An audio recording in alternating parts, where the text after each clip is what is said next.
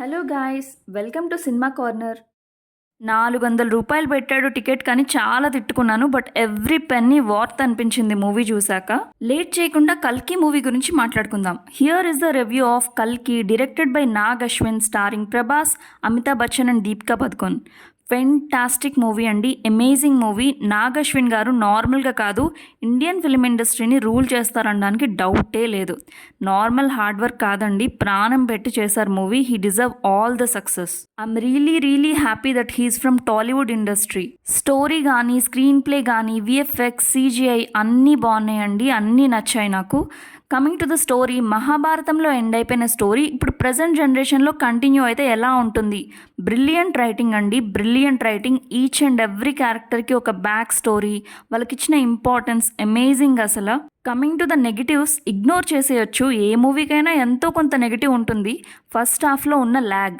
Actually first హాఫ్లో స్టోరీని build చేయడానికి, ప్రభాస్ గారి క్యారెక్టర్ని ఎస్టాబ్లిష్ చేయడానికి కొంచెం టైం తీసుకున్నారు. దానివల్ల కొంచెం ల్యాగ్ అనిపించింది. అది కూడా మూవీకి చాలా important. But side characters acting చాలా బ్లాండ్గా ఉంది, దానివల్ల కొంచెం బోర్ కొడుతుంది. సైడ్ యాక్టర్స్ వాళ్ళ డైలాగ్స్ ఫస్ట్ హాఫ్లో అదే మైనస్ అండి, ఇంకేం లేదు. అంత చిన్న నెగిటివ్స్ని ఇగ్నోర్ చేసేయచ్చు. థియేటర్ నుంచి బయటికి వచ్చినప్పుడు అవన్నీ మర్చిపోయే వస్తాం. యాక్టర్స్ విషయానికి వస్తే ఐఎమ్ నాట్ గోన్ లై, అమితాబ్ గారు అండి షో స్టీలర్. అసలు ఆ క్యారెక్టర్ని ఓన్ చేసుకున్నారు. ఏం యాక్ట్ చేశారు అసలు, goose bumps. We're so blessed to see him on screen. Prabhas గారు కూడా చాలా బాగా పర్ఫామ్ చేశారండి. యాక్షన్ సీన్స్ కానీ, కామెడీ కానీ అన్నీ బాగున్నాయి. ఏం లక్తో పుట్టారో తెలియదు కానీ ఇలాంటి స్టోరీ, ఆ క్యారెక్టర్ తగలాలంటే అదృష్టం ఉండాలండి ఆ రోల్ రావడానికి. మన తెలుగు హీరో ఈ రోల్ చేసినందుకు మనం చాలా ప్రౌడ్గా ఫీల్ అవ్వాలి. నెక్స్ట్ దీపికా పదుకొన్ గారు చాలా బాగా యాక్ట్ చేశారు. చాలా మంచి రోల్, కీ రోల్ ప్లే చేశారు ఫిలింలో.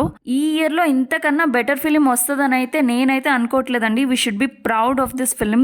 I'm eagerly waiting for second part. So మీకు కల్కి మూవీ ఎలా అనిపించిందో, మీ ఒపీనియన్ ఏంటో కామెంట్ సెక్షన్లో చెప్పండి. So that's it for this video guys. ఈ వీడియో కానీ మీకు నచ్చినట్టయితే లైక్ అండ్ షేర్ చేయండి. సబ్స్క్రైబ్ చేయడం మాత్రం మర్చిపోకండి. Thank you.